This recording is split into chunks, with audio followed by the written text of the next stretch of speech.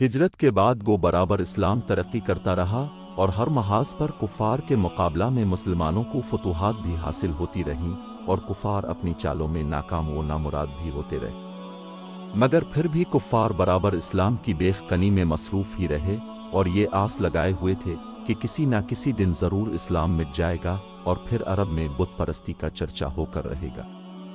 کفار اپنی اسی موہوم امید کی بنا پر برابر اسلام کے دشمن اپنی کوششوں میں لگے رہے اور طرح طرح کے فتنے برپا کرتے رہے، مگر 10 ہجری میں حجۃ الوداع کے موقع پر جب کافروں نے مسلمانوں کا عظیم اجتماع عرفات کے میدان میں دیکھا اور ان ہزاروں مسلمانوں کے اسلامی جوش اور رسول کے ساتھ ان کے والہانہ جذبات اور عقیدت کا منظر دیکھ لیا تو کفار کے حوصلوں اور ان کی موہوم امیدوں پر ابر چھا گیا اور وہ اسلام کی تباہی و بربادی سے بالکل ہی مایوس ہو گئے۔ چنانچہ اس واقعہ کو بیان کرتے ہوئے خاص طور سے عرفات کے میدان میں عصر کے بعد یہ آیات نازل ہوئیں۔ ترجمہ: آج تمہارے دین کی طرف سے کافروں کی امید ٹوٹ گئی تو ان سے نہ ڈرو اور مجھ سے ڈرو، آج میں نے تمہارے لیے تمہارا دین کامل کر دیا اور تم پر اپنی نعمت پوری کر دی اور تمہارے لیے اسلام کو دین پسند کیا ہے۔ حجۃ الوداع، الوداعی حج، وہ اہم ترین حج ہے جو رسول اللہ نے 10 ہجری 632 عیسوی میں ادا کیا۔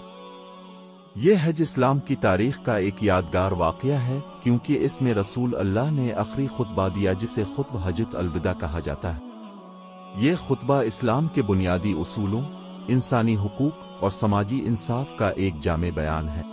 حجۃ الوداع وہ واحد حج تھا جو رسول اللہ نے اپنی زندگی میں ادا کیا۔ اس حج میں اپنے پیروکاروں کو اسلام کی تکمیل اور تبلیغ کا پیغام دیا۔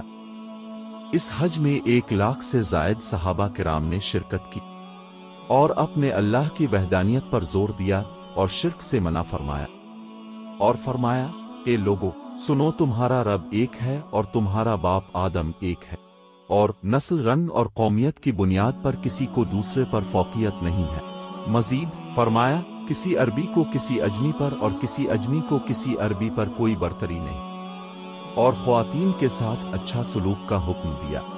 فرمایا عورتوں کے بارے میں اللہ سے ڈرو اور ان کے حقوق کی پاسداری کرو، اور مال و جان کی حرمت، خون، مال اور عزت کو مقدس قرار دیا۔ فرمایا تمہارا خون، تمہارا مال اور تمہاری عزت سب ایک دوسرے پر اسی طرح حرام ہے جیسے یہ دن اور یہ مہینہ مقدس ہے۔ ربا، سود کی ممانعت کے متعلق سود کو ختم کرنے کا اعلان کیا۔ فرمایا جاہلیت کے تمام سود معاف کر دیے گئے ہیں۔ امانت داری کے بارے میں فرمایا جو امانت تمہارے پاس رکھی گئی ہے اسے واپس لوٹا۔ حجۃ الوداع کا خطبہ انسانی تاریخ کا ایک اہم باب ہے جس میں اسلام کی تعلیمات، عدل و انصاف اور انسانی حقوق کی حفاظت کے اصول واضح کیے گئے ہیں۔ اس حج کے بعد رسول اللہ نے چند ماہ بعد وصال فرمایا، اسی لیے اسے الوداعی حج کہا جاتا ہے۔ مروی ہے کہ ایک یہودی نے حضرت عمر فاروق اعظم رضی اللہ تعالیٰ عنہ سے کہا کہ تمہاری کتاب میں ایک ایسی آیت ہے کہ اگر ہم یہودیوں پر ایسی آیت نازل ہوئی ہوتی تو ہم لوگ اس دن کو عید کا دن بنا لیتے۔ تو آپ نے فرمایا کہ کون سی آیت؟ تو اس نے یہ آیت پڑھی۔ ترجمہ: آج میں نے تمہارے لیے تمہارا دین کامل کرنا۔ تو آپ نے فرمایا کہ جس دن اور جس جگہ اور جس وقت یہ آیت نازل ہوئی ہم اس کو اچھی طرح جانتے اور پہچانتے ہیں، وہ جمعہ علیہ السلام کا دن تھا اور عرفات کا میدان تھا، اور حضور صلی اللہ تعالیٰ علیہ وسلم عصر کے بعد خطبہ ارشاد فرما رہے تھے کہ یہ آیت نازل ہوئی۔ آپ کا مطلب یہ تھا کہ اس آیت کے نزول کے دن تو ہماری 2 عیدیں تھیں، ایک تو عرفہ کا دن، یہ بھی ہماری عید کا دن ہے، دوسرا جمعہ کا دن، یہ بھی ہماری عید ہی کا دن ہے، اس لیے اب الگ سے ہم کو عید منانے کی کوئی ضرورت ہی نہیں ہے۔ یہ بھی روایت ہے کہ اس آیت کے نزول کے بعد حضرت امیر المومنین فاروق اعظم رضی اللہ تعالیٰ عنہ رونے لگے، تو حضور صلی اللہ علیہ وسلم نے دریافت فرمایا کہ اے عمر، تم روتے کیوں ہو؟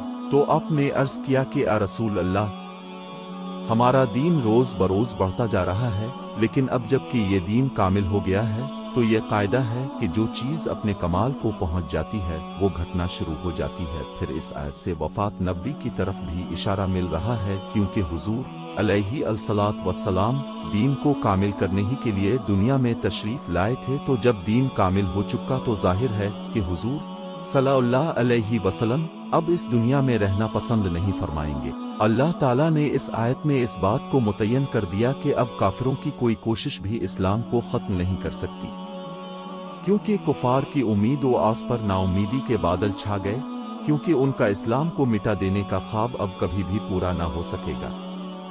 इस आयत ने ऐलान कर दिया कि दीन इस्लाम कामिल हो चुका है। अब अगर कोई ये कहे कि इस्लाम में फला मसाइल नाकिस रह गए हैं या इस्लाम में कुछ तरमीम और इजाफा की जरूरत है, तो वो शख्स कज़्ज़ाब और झूठा है, और दर हकीकत वो कुरान की तकज़ीब करने वाला मुल्हिद और इस्लाम से खारिज है। दीन इस्लाम बिलाशुबा यकीनन कामिल हो चुका है, इस पर ईमान रखना जरूरियात दीन में से है। उम्मीद करता हूँ कि आज की वीडियो अच्छी लगी होगी।